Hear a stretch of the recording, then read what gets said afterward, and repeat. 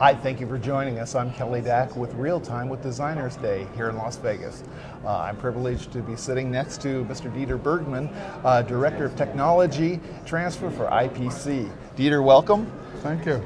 Yes, I had the opportunity to sit in one of the Designer Day forums this morning, and here you mention a new specification series that's coming out, a 2610 series relating to PCB documentation, and I wondered if you could tell us a little bit about this. Sure.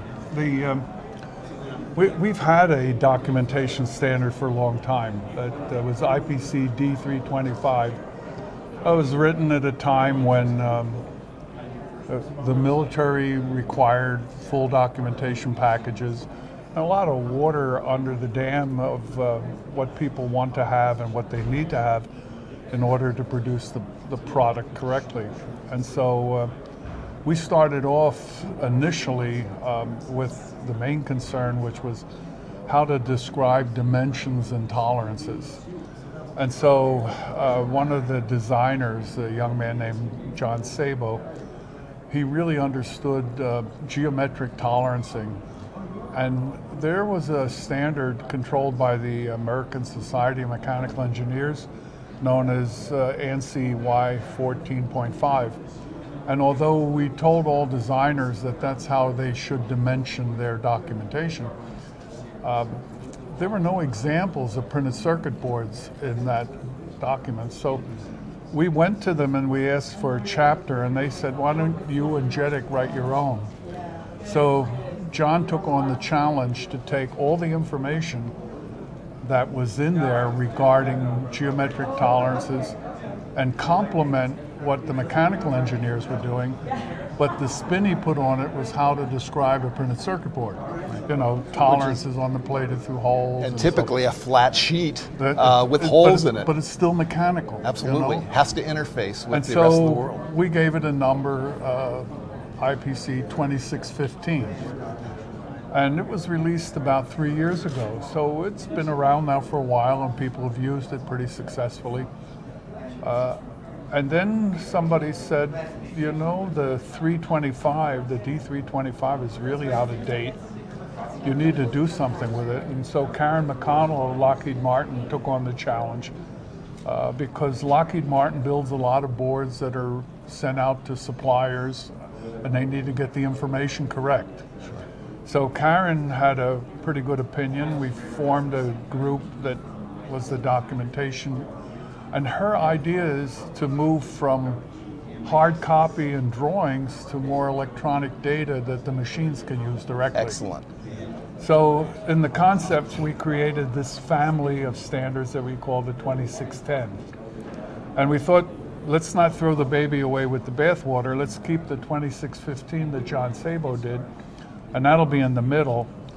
And so we call it a series because it's a group of standards that all relate to what Karen calls the documentation package. You know, what describes what this thing that you've just designed. So this takes the documentation of a printed circuit board from the schematic level through the fabrication level, the assembly level, test, and all the things that may go with that, because Karen says we don't do as good a job in connecting one thing to the other.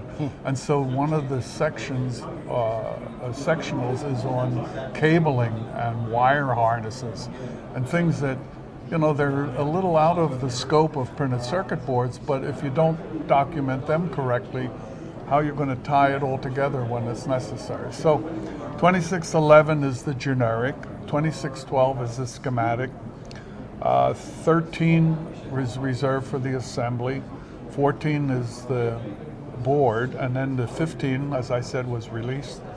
The 16 will be cabling and wire harnesses, 17 will be specification control drawing, 18 will be bill of material. Oh my goodness. And we've reserved 19 for data modeling, which is a computer concept on how to take all that information and capture it in computer jargon so you can send it directly as data to the manufacturer who's going to use a machine to build a product. Incredible. Very good. So where we are today. Oh, one other thing. When we got to do the schematic standard 2612, somebody said, what about all the symbols that have changed over time, or Europe does a little different than US? We went back and looked at what the IEEE wrote 20 years ago, and we cherry-picked symbols that we need now to describe the electrical performance of the things. And what used to be, we have a resistor and a capacitor, and you've got an AND gate or an OR gate, a flip-flop.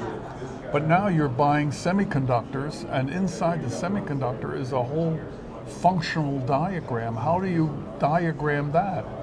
And so the symbol set that we picked is now going to be the 2612-1. Pick those symbols that really are more in our domain. We're not using tubes anymore and that kind of stuff. Yeah.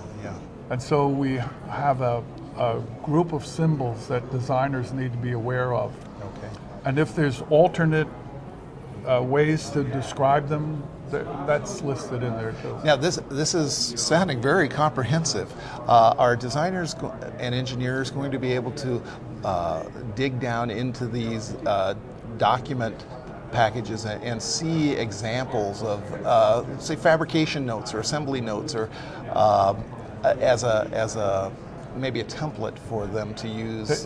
That's interesting you mention that, because what Karen had as a methodology, as you move from more hard copy to more electronic, she wanted to do exactly that, to give them examples of what's the wording of a good set of instructions to the manufacturer on different characteristics of your product. And so we took and broke up the manufacturing instruction notes into different groups. We said, these notes deal with specification reference. These notes deal with quality references. These notes deal with plated through holes. These notes deal with plating. This deals with solder mask. And then we divided all the notes up, and then we gave them examples of notes that are pretty clean and crisp so they can use it, with the whole idea. We're looking ahead toward automating the process. So we gave every note a little decal, and set of letters and a number. So at some point in time, we're going to wind up with some kind of an automation tool that the designer can look at his menu and pick, this note applies, this note applies.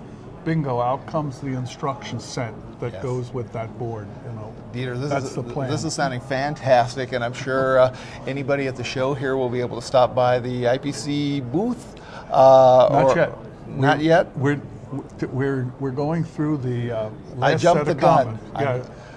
Hopefully, if we don't have too many things to do, it'll be released within the next couple of months. Okay, so that's something the whole design community has to look forward to. Finish the 4. Okay.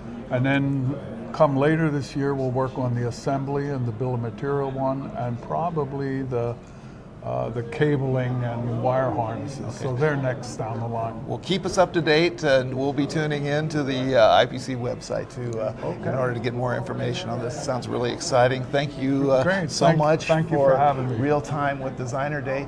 I'm Kelly Dack, and with me has been Mr. Dieter Bergman, Director of Technology and Transfer for the IPC.